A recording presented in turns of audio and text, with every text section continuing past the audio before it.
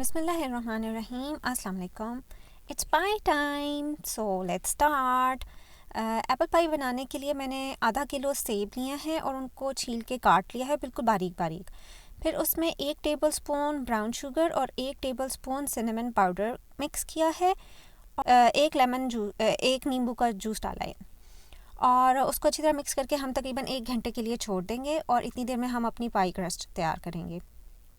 इसके लिए मैंने 2.5 कप मैदा लिया है और 1/3 कप शुगर ली है, पाउडर शुगर। और इसके अंदर जो है ना, मैं 200 ग्राम मक्खन को अच्छी तरह बीट कर रही हूँ। और मैदे के अंदर मैंने आधी चाय की चम्मच नमक भी डाला है। जब ये अच्छा सा क्रीमी सा टेक्सचर आ जाए इसका, तो इसमें हम 1 अंडा शामिल करेंगे।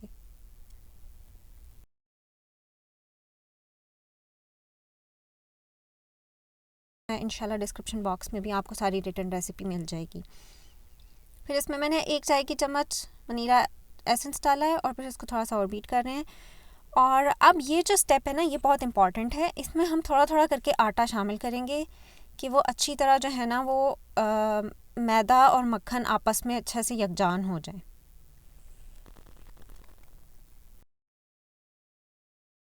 और ये थोड़ा करते मैंने तकरीबन सारा आटा मिक्स कर दिया है। और यहाँ पे इसको हमने बीटर से बीट नहीं करना, इसको हमने इस तरह स्पैचुला से ही मिक्स करना है। और बाकी का काम देसी तरीके से, इसको आपने हल्का हल्का नरम हाथों से गूंदना है, लेकिन इसको आपने बहुत ज़्यादा मुखियाँ नहीं लगानी, ओवरडू नहीं करना डो को, वरना हमारी जो क्रस्ट है वो क्रिस्पी नहीं बनेगी।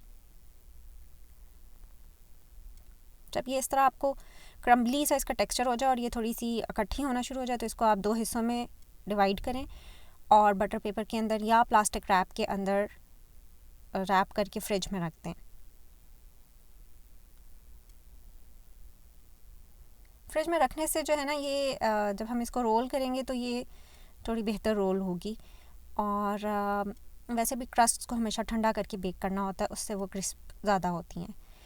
अच्छा, सेबों को अब हमने छलनी में डाल के ना, इनका जो थोड़ा बहुत जूस है वो अच्छी तरह से स्क्वीज़ करना है। और अब मैं इसकी सॉस तैयार करूँगी जिसमें हम सेबों को मिक्स करके फिलिंग तैयार करेंगे। तो यहाँ मैंने 2 टेबलस्पून कॉर्नफ्लोर लिए और उसको 2 ही तकरीबन आधे कप पानी के अंदर अच्छी तरह से मिक्स किया है। और साथ मैंने 1 टेबलस्पून घी और ये जो थोड़ा बहुत हमारा जूस निकला है सेबों का, वो शामिल किया है। और साथ ही मैंने इसमें 1 टेबलस्पून चीनी भी शामिल की है। इसको हम बिल्कुल हल्की आंच के ऊपर पकाएंगे और वो कॉर्नफ्लोर वाला पानी भी इसके अंदर अच्छी तरह से शामिल कर देंगे, जब तक कि ये गाढ़ा सा बिल्कुल ना ग्लू लाइक ना हो जाए। फिर हम इसको अपने सेबों के मिक्सचर में मिक्स कर देंगे। तो ये हमारी पाई फिलिंग तैयार हो गई। वैसे पाई बनाना ना थोड़ा लंबा काम होता है, लेकिन ये छोटे छोटे स्टेप्स होते हैं, इनको हमें फॉलो करना होता है, तो फिर हमारी जो एंड प्रोडक्ट है वो बहुत अच्छी बनती है। तो यहाँ ये मैंने एक अंडा लिया, उसकी मैंने सफ़ेदी अलग कर ली और जर्दी अलग कर ली है।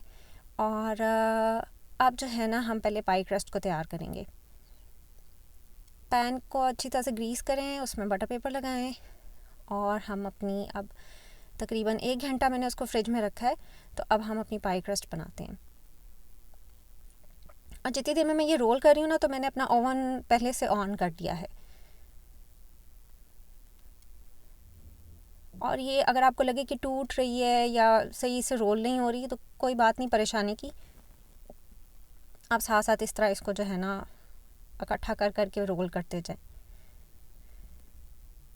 फिर रोलिंग पिन के ऊपर हल्का सा खुशका लगाएं और आराम से इसको उठा के पैन में रख लें।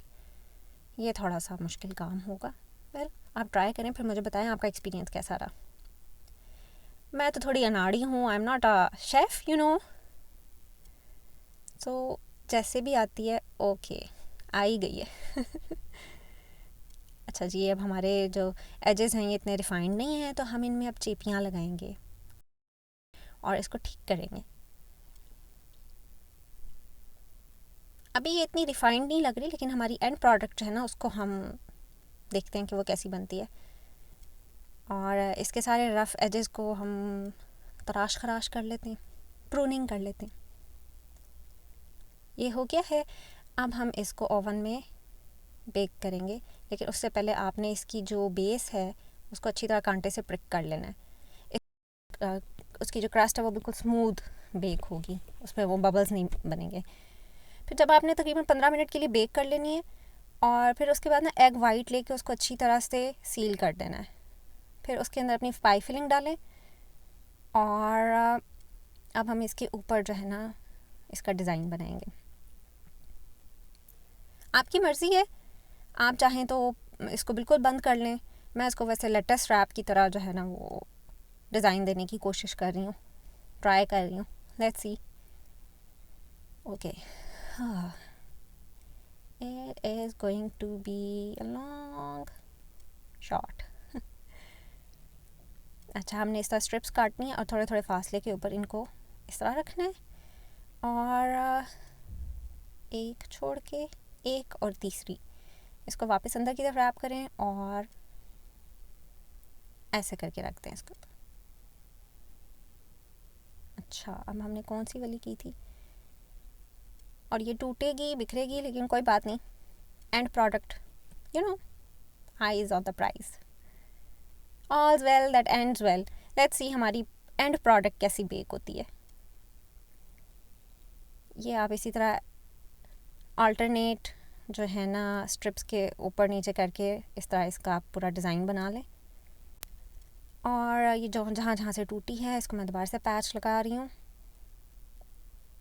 और मरम्मत कर रही हूँ इसकी। और इसके दोबारा से हम सारे एजेस को जो है ना काट छाँट कर देंगे इसकी। अच्छी तरह से इसके एंड्स को स्क्वीज़ करें, दबाएं, प्रेस करें, ताकि ये जो है ना बेक होते हुए ऊपर ना उठ जाए। और नॉट बैड। अब हम इसके ऊपर एग वॉश लगाते हैं, और ये जो हमारे टुकड़े बच गए हैं इनसे आप अपने बच्चों के लिए बिस्किट बना लें, वो भी खुश हो जाएंगे। और अंडे की जर्दी के अंदर मैंने थोड़ा सा 1 चम्मच दूध डाला है और उससे मैंने एग वॉश बनाया है। अब हम इसको तकरीबन 20 से 25 मिनट के लिए बेक होने के लिए रख देंगे। और जब नीचे से बेक हो जाए, जब एजेस ब्राउन होना शुरू हो जाए, तो आपने ऊपर से ग्रिल वाला चूल्हा ऑन करके उसको ऊपर से हल्का सा ब्राउन कर लेना है। And it's ready. और जो खुशबू है, जो किचन भरता है इसकी खुशबू से, ऑसम। आई विश कि जो वीडियो है ना वो खुशबू भी बता पा रही होती। तो इसके जो है ना, but it's really calorie dense food.